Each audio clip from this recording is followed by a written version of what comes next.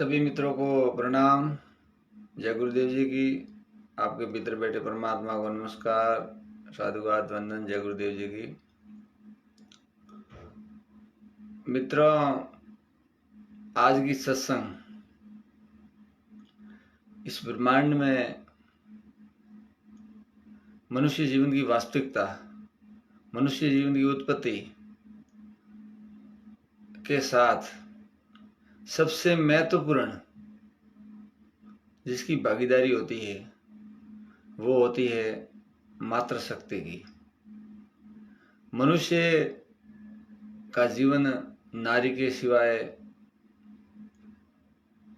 पहली बात तो उत्पन्न भी नहीं होता है, और उसके बाद में उत्पत्ति होने के बाद भी मनुष्य को जन्म से लेकर मृत्यु तक अनेक रूपों में नारी शक्ति की आवश्यकता रहती है। तो आज की जो सत्संग है वह मानव समाज में ऐसी अनेक कुरीतियाँ फैली हुई है। पुरुष प्रधान मान्यता होने के कारण नारी शक्ति के साथ अन्याय, अत्याचार जैसे जघन्य अपराध हो रहे, उनके बारे में हम अपने दिल के भाव प्रकट करना चाहते हैं। सज्जनों, जिस माँ की कोख से हम पैदा हुए उसी माँ के रूप में पूरे ब्रह्मांड में नारी शक्ति विद्यमान है। तो हमारे दिल में ये जो गलत भाव है वो केवल न केवल हमारे अंदर संस्कारों की कमी है, शिक्षा की कमी है, उसकी वजह से पैदा हो रहे हैं। दहेज प्रथा, सती प्रथा जैसे एक पुरुष एक से ज्यादा पत्नियां रखना, ये तमाम केवल न केवल मनुष्य अपनी ऐश मौज, भोगविलास और राजसत्ता के लिए करता है। अन्यथा भगवान श्री राम ने कहा था कि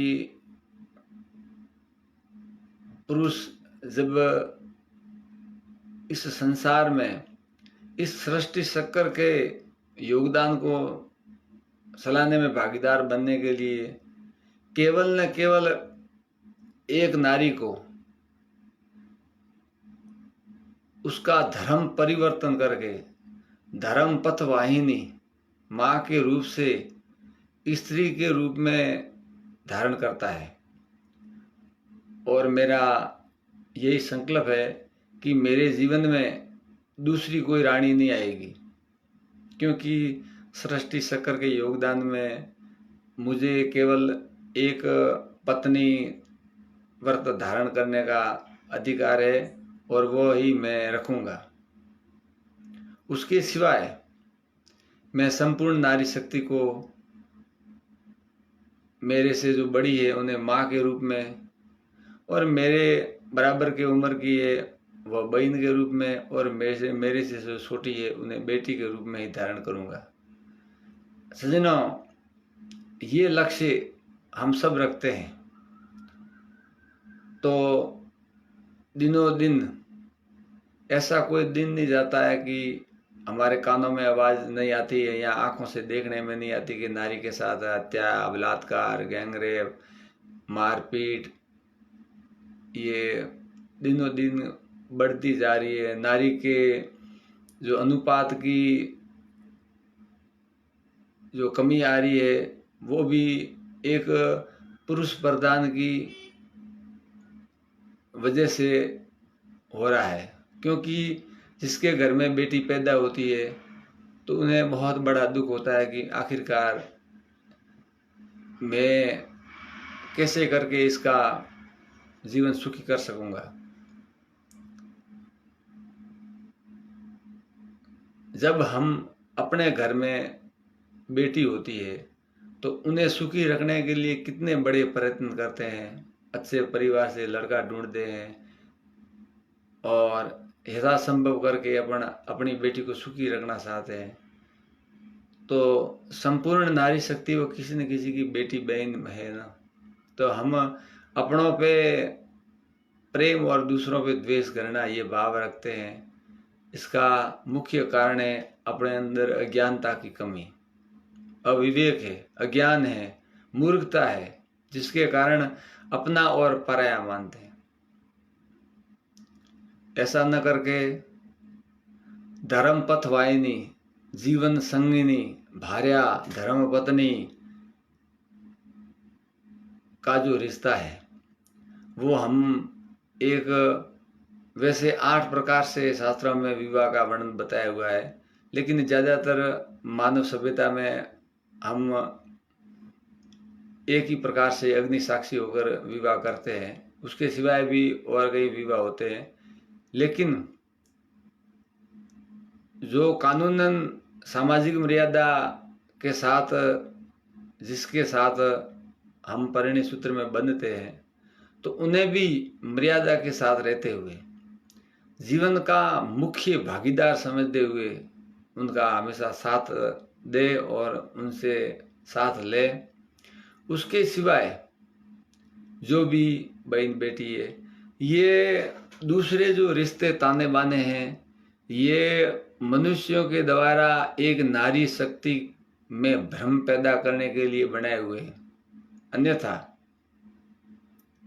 मात्र 3 ही रिश्तों से आप नारी को देखें, माँ, बहन और बेटी, और स्वतः रिश्ता है जो इस सृष्टि चक्र को चलाने का, उसमें मात्र एक नारी को ही धर्मपथ वाहिनी, जीवन संगनी बनाने का हमें अधिकार है। अगर इन 4 रूपों में अगर संपूर्ण नारी शक्ति को देखा जाए, तो ये जो अन्याय अत्याचार हो रहे हैं वो बिल्कुल समाप्त हो सकते हैं। इतिहास गवाह है, 4 वेद, 6 शास्त्र, 18 पुराण और 6 उपनिषद में मात्र जर जोरू और जमीन के लिए झगड़ा होता आया है, और इस मानव सभ्यता को बार बार विध्वंस करते आए हैं। तो उसमें मनुष्य अपने ऐश्वर्य, सुख, सत्ता, भोग विलास के लिए ही ये सब करता आया है, वास्तविकता के लिए कुछ भी नहीं किया किसी ने। तो आज की जो वर्तमान परिस्थितियां हैं उनको ध्यान में रखते हुए हमें नारी शक्ति का सम्मान करना चाहिए। साथ ही साथ जो ऐसी जो अंदर धारणा है, मेरा तो केवल एक ही मानना है कि आप नारी के बलिदान के सामने 0% है। जिस अनजान पुरुष को कभी उन्होंने सपने में भी न देखा हो और केवल माता पिता की आज्ञा से उस पुरुष के साथ जब वो परिणय सूत्र में बंध थी है, तो वो एक ही क्षण में अपना पूरा जीवन उनके सामने बलिदान कर देती है। ऐसा पुरुष नहीं कर सकता है। इतना करने के बाद भी पुरुष उन्हें या तो अपनी दासी समझता है और या उन्हें अपने से कमजोर समझता है और हमेशा उन्हें यातना देता है, परेशान करता है।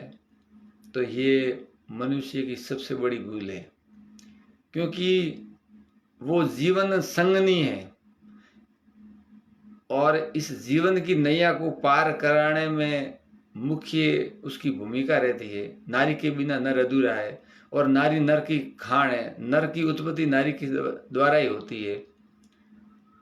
तो ऐसा न करके इस समाज में पनप रही जो ये कुरीतियां हैं, ज्यादातर सज्जनों इन कुरीतियों का शिकार किया जाता है नारी को। दहेज प्रथा, पर्दा प्रथा, सती प्रथा, क्योंकि नारी को अंकुश में रखने के ये सब नियम बनाए हुए। अंकुश में क्यों रखना पड़ता है? क्योंकि हम वास्तविकता प्रकट नहीं करते हैं, और वास्तविकता का हमें ज्ञान नहीं है।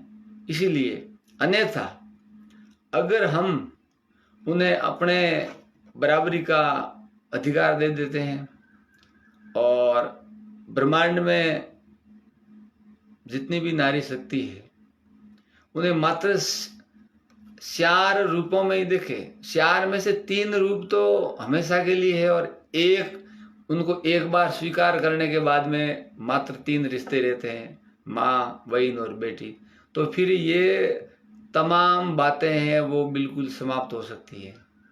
लेकिन अपना और पराया जब तक हम खत्म नहीं करते हैं, हम अपनी बेटी को जब विदा करते हैं तो हमें आंखों में आंसू आते हैं और बड़ा दुख अपन करते हैं कि बेटी सुखी रहेगी कि नहीं रहेगी, उसको उनके ससुराल वाले क्या बोलेंगे, ये अपने अंदर भाव रहते हैं। लेकिन जब हम दूसरे की लड़की अपने घर लाते हैं तब हमें वो दुख नहीं होता है। उनके साथ हम प्रेम मोहब्बत तो दूर की बात है, समय पर उनको उचित संस्कार देना, रहन सहन, खान पान, तौर तरीकों से उसे समझाने की बात नहीं। ये बहू बेटी ये क्या शब्द है? अपनी दे और पराई लाए तो वह बेटी देकर बेटी लेना है। बेटे की बहू को अपन बेटी ने कह करके बहू कहते हैं, वहां से झगड़ा शुरू हो जाता है। ऐसा न करके संपूर्ण नारी शक्ति का सम्मान करें, क्योंकि अपना और पराया ये शब्द हैं। जब तक हम इस परिस्थितियों से नहीं निपट सकते हैं, मेरा तो सभी समाज बंधुओं से और विशेषकर युवा साथियों से यही निवेदन रहेगा कि आप जिस नारी शक्ति के प्रति बुरा सोचने का विचार आपके दिल में आता है, तब आप बीच में अपनी बहन को लाकर खड़ा कर दें कि ये मेरी बहन के जैसी है, या ये मेरी बेटी के जैसी है, या ये मेरी माँ के जैसी है। बस सारी तमाम समस्या समाप्त हो जाएगी। क्यों आप आंखों पर पट्टी बांधकर किसी के साथ अन्याय अत्याचार करने की सोच रहे हैं? आखिरकार वैसे मुझे इस सोशल मीडिया के माध्यम से नहीं कहना चाहिए, लेकिन सत्य कड़वा होता है। जो सरकार ने कानून बनाया है कि अगर कोई मनुष्य एक बार भी किसी नारी के साथ जबरदस्ती करना चाहता है तो उन्हें सरकार 20 साल की सजा देती है। ये कानून प्रावधान है।